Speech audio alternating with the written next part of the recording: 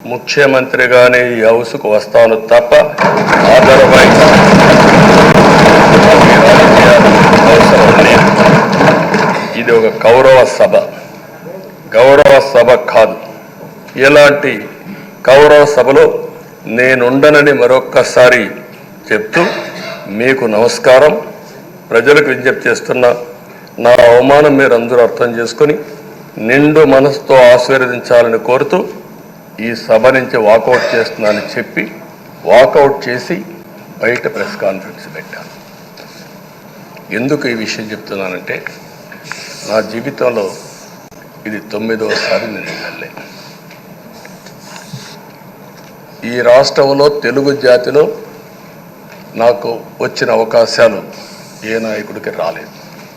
14 సంవత్సరాలు ముఖ్యమంత్రిగా పనిచేశాను. ఇప్పుడు మళ్ళీ ముఖ్యమంత్రి అయ్యాను. 15 సంవత్సరాల అపోజిషన్ పార్టీ లీడర్గా పనిచేశాను. కానీ తిరుపతిలో నా పైన దాడి జరిగింది. 24 క్లేమోర్ మైన్స్ నా మీద బ్లాస్ట్ చేశారు. ఆ రోజు కూడా నా కళ్ళలో నీళ్లు రాలేదు. మొట్టమొదటిసారిగా ఎలాంటి సంబంధం లేని నా సతీమణి పైన ఆరోపణలు చేశారు. ఆ ఒక్కరిపైన కాదు, ఈ రాష్ట్రంలో ఆడపడుతులందరిపైన, గౌరవంగా బ్రతికే ఆడబిడ్డలందరినీ అవమానం చేయడం, సోషల్ మీడియాలో పెట్టడం, క్యారెక్టర్ అసాసినేషన్ చేయడం, ఇలాంటి చాలా సంఘటనలు జరిగాయి. దానికి పరాకాష్ఠగా మరో శాసనసభ్యులు కానీ, కొంతమంది అయితే భవానీ శాసన సభలో సభ్యురాలుగా ఉండి ఎన్నో పోస్టింగ్స్ పెట్టే పరిస్థితికి వచ్చారు. అలాంటి సంఘటనలు చూసిన తర్వాత ఫస్ట్ టైం నా జీవితంలో ఆడబిడ్డల కోసరం ఇలాంటి హననాన్ని చేశారని బాధపడుతూ కంటతడి పెట్టాను. ఆ రోజే అనుకున్నా, ఇలాంటి పార్టీ ఈ రాష్ట్రానికి అరిష్టం, ఇలాంటి వ్యక్తిత్వం ఉండకూడదు. మళ్ళీ ఈ రాష్ట్రాన్ని గౌరవ సభ చేసి హోందాగా నడిపించే వరకు నేను పనిచేస్తానని చెప్పి ఒక శపథం చేశాను. ఆ శపథం ప్రకారమే ప్రజలు గెలిపించారు, వచ్చాను. ఈరోజు 2 సంవత్సరాల తర్వాత, ఆ రోజు నేను వెళ్ళింది 2021 నవంబర్ 19వ తారీఖున వెళ్ళాను.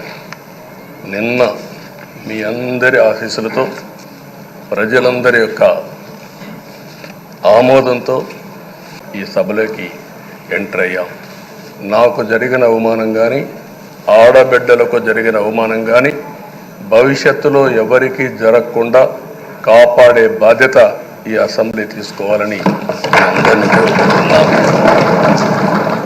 నా గౌరవాన్ని కాపాడిన ప్రజానీకానికి మరొకసారి మనస్ఫూర్తిగా ధన్యవాదాలు, అభినందనలు. నా జీవితాంతం రుణపడి ఉంటా. మళ్ళీ నాకు జన్మనంటే తెలుగువాడుగా పుట్టాలని, తెలుగు గడ్డ రుణం తీసుకోవాలని నా ఆకాంక్ష. తప్పకుండా ఇచ్చేస్తాను. మొన్న మీరు ఒక్కసారి చూస్తే ఎన్నికల్లో ఇక్కడుండే శాసనసభ్యులందరికీ అనుభవం ఉంటుంది. ఎక్కడో అమెరికాలో ఉండే వ్యక్తులు 5 లక్షలు 10 లక్షల రూపాయలు ఖర్చు పెట్టుకుని ఓటొచ్చి ఓటేయడం, నెల 2 నెలలు పనిచేసే పరిస్థితికి వచ్చారు. వేరే రాష్ట్రాల్లో ఉండే ప్రతి ఒక్కరూ ఇది నా బాధ్యత అనే ఉద్దేశంతో అందరూ వచ్చి ఓట్లేసే పరిస్థితికి వచ్చారు. కొన్ని సంఘటనలు చూస్తే ఆశ్చర్యం వేస్తుంది. హైదరాబాద్ నుంచి ఎన్నికల ముందు రోజున 55 ట్రైన్లు వేశారు. 55 ట్రైన్లో ఫుట్పాత్లపై నిలబడుకొని వచ్చారు. ఏసీలో ఫుల్గా, మామూలుగా ఏసీ అంటే ఒక ప్రెషర్ ఉంటుంది, ఎక్కువ మంది ఉంటే గాలి ఆడదు. అయినా కూడా లెక్క పెట్టుకోకుండా వచ్చారు. వీళ్ళందరినీ మనం పిలిస్తే రాలా, మనం ఆర్గనైజ్ చేస్తే రాలా. కానీ ప్రజలు గెలవాలి, ఈ రాష్ట్రాన్ని కాపాడుకోవాలని పిలిపించాం. ఎన్డీఏ, పవన్ కళ్యాణ్ గారు, బీజేపీ, తెలుగుదేశం ముగ్గురం కలిసి దాంతో స్పందించి పెద్ద ఎత్తున ప్రతి ఒక్కరూ మా బాధ్యతను వచ్చారు. అదే మాదిరిగా పేదవాడు భోజనం తెచ్చుకొని బస్సుల్లో వచ్చి ఓటేసి మళ్ళీ వెళ్ళారు. అంటే అంత అభిమానం చూపించారు. వాళ్ళ రుణం తీర్చుకోవాల్సిన బాధ్యత ఈ సభ పైన ఉందని చెప్పి మీ అందరికీ తెలియజేస్తున్నా. ఆ బాధ్యతని మన కళ్ళ ముందు ఎప్పుడూ కనపడవలసిన అవసరం ఉంది. ఈరోజు రాష్ట్రం విధ్వంసమైన రాష్ట్రాన్ని మళ్ళీ గాడిన పెట్టాలి. మంత్రులందరం ప్రమాణ స్వీకారం చేశాం. పవన్ కళ్యాణ్ గారు అందరం కూడా చేశాం. కానీ ఈరోజు ఒక్కసారి ఆలోచిస్తే ఎక్కడున్నామో తెలియని పరిస్థితి, ఎంత అప్పు ఉందో తెలియని పరిస్థితి, చాలా సమస్యలు ఉన్నాయి. అయితే ప్రజలు మంచి ఎమ్మెల్యేలు ఎన్నుకున్నారు.